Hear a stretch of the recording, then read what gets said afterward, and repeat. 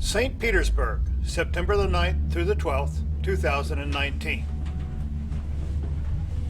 Monday morning, September the 9th, and it's time to leave Moscow for St. Petersburg. So I'm headed downstairs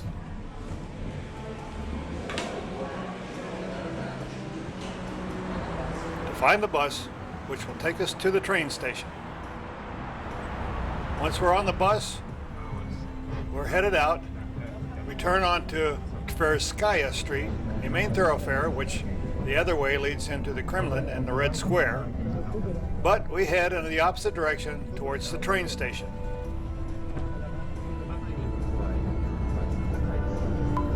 There are actually two train stations in the same location. This one is Leningradsky, which is our destination, and the other one is Yaroslavsky, which is pretty but not our destination. In Russia, they oftentimes have different train stations for different destinations. Ray and Donna and I head into the train station, go through security, look for a place to sit and wait.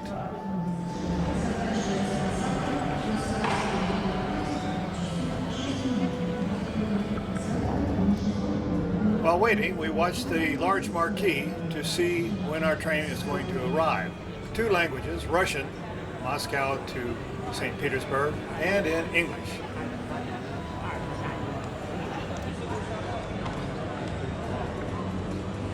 This is my official boarding documentation.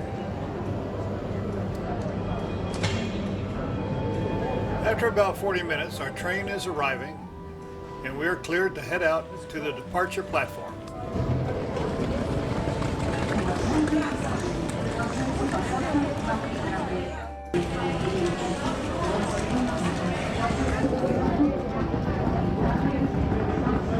Excuse me. Here is our train rolling into the station.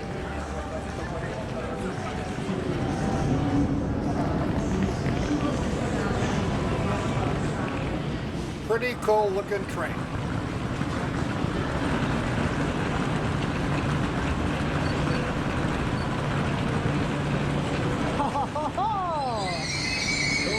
Awesome train. Wow.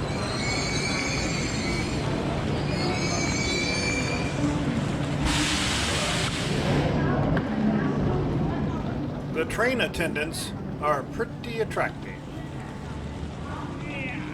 We find our correct car and seat and are soon headed to St. Petersburg. Заказать такси, оформить железнодорожные и авиабилеты, деловой проездной, дисконтную карту, приобрести билеты на экскурсии, а также продукцию, представленную в каталоге Sapsan Shop.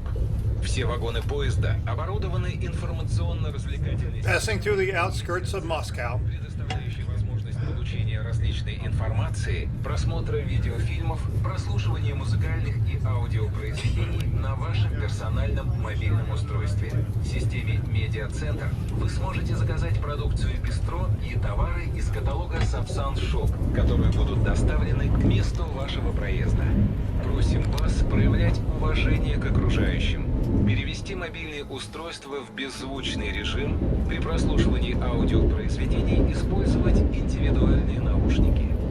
Обращаем ваше внимание, что курение, в том числе электронных сигарет, в поезде... eventually passing some small villages along the way.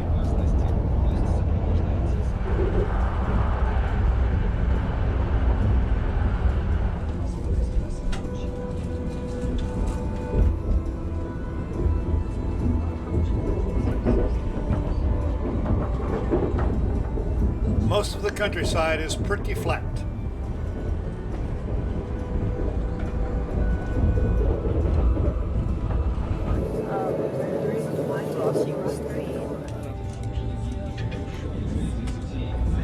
Помешать вам заметить приближающийся поезд. Будьте внимательны, находясь на объектах железнодорожного транспорта. Берегите свою жизнь и жизнь окружающих. It's a 4.5-hour journey from Moscow to St. Petersburg, and we are now getting close. As As we approach St. Petersburg, it starts to rain.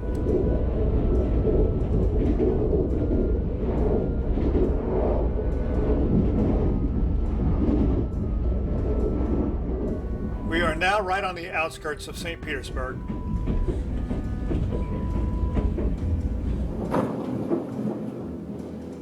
And here we are entering the station of St. Petersburg, called the Moscow Station.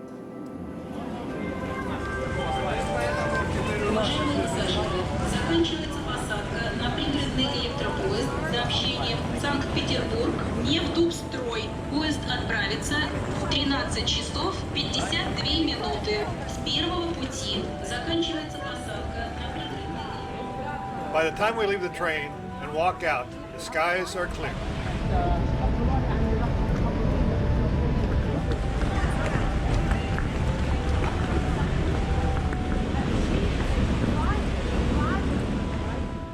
After a short walk, it was on to another bus and then head for the hotel.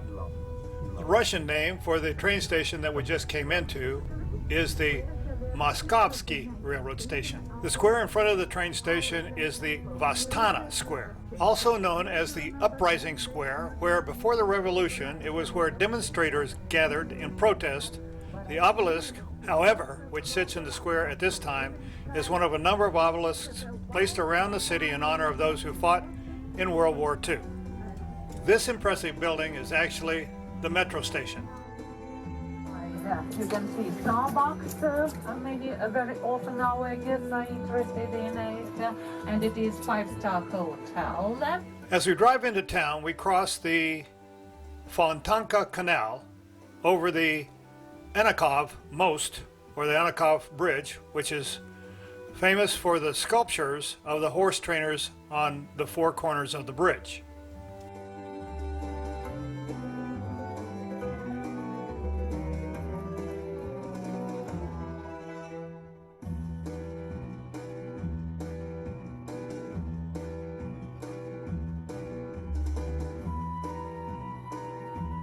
Next, we pass a department store landmark called LSF Emporium. And the statues on the corners represent arts, science, industry, and commerce. Before it became a department store, there was a restaurant on that site where Alexander II was known to dine. Revolutionists had dug a tunnel under the restaurant and had planned to blow him up inside, but he skipped it and ended up being assassinated at the Church of Our Savior on spilled blood. Up ahead is the Admiralty Building, or Naval Headquarters, and on the right, the Singer House of Singer sewing machine fame, now a famous St. Petersburg bookstore landmark. We turn off the main road into town called Nevsky Prospect onto Sardovia. On the right is the several blocks long and wide St. Petersburg Gastun Dvor. Almost all Russian cities have one, which is one of the world's first shopping centers. Difficult to describe in words, but originated back in the 1700s, where merchants would come from all over at certain times to sell their wares. Today, still a multitude of merchants, but basically a huge shopping mall. Just a few blocks more and we are at the hotel.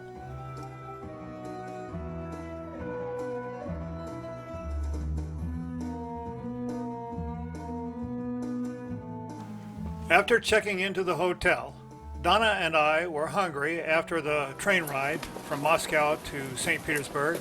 So after checking in, we ventured down the street to see if we could find a place to eat. Ray, her husband, was a bit under the weather, so he decided to stay and rest.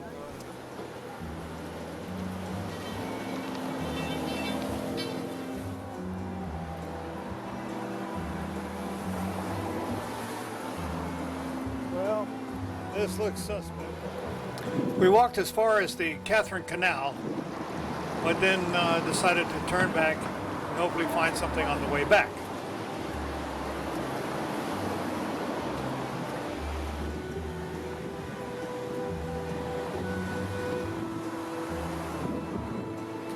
There is the Trinity Cathedral, in the distance, one of the cathedrals dedicated to a military regiment, a centuries-old Russian tradition. On the way back, we actually found this awesome little Georgian restaurant. Georgia has been independent of Russia since 1991, but they are inextricably linked in history and culture. I had a Georgian beer, which was excellent, as were the Georgian dishes, like mushrooms and a secret sauce, spinach and walnut patties, and cheese and mushrooms. Lots of mushrooms, which is normal for Russian and Georgian food, considered peasant food and very popular, cheap, tasty, and nutritious. After our afternoon snack, we headed back. You can see St. Isaac's in the distance. Later on that evening, our tour group was taken to a very nice dinner where I got a nice glass of vodka and a fortunate picture of Sue that you can see in the background, one of the 3 wonderful and fun Aussie ladies I met on the trip. And here's a toast to these lovely ladies.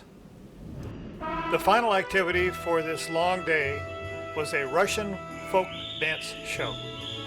Very entertaining.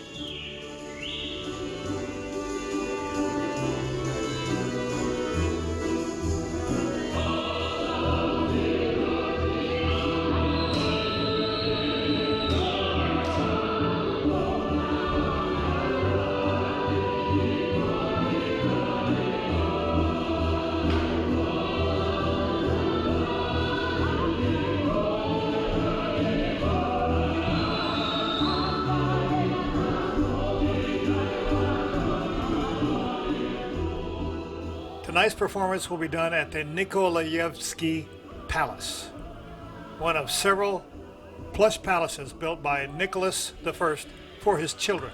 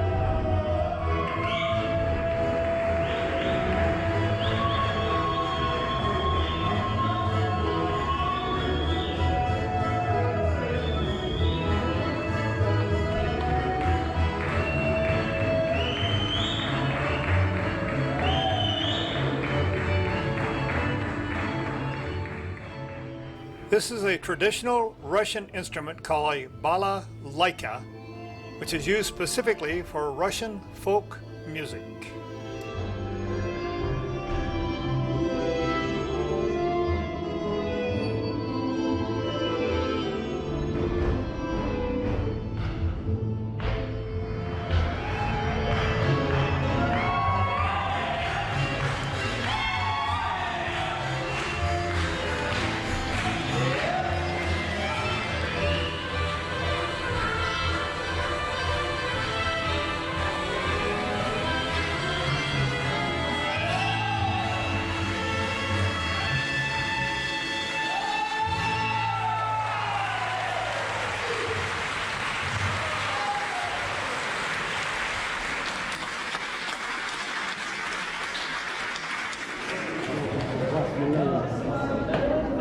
St.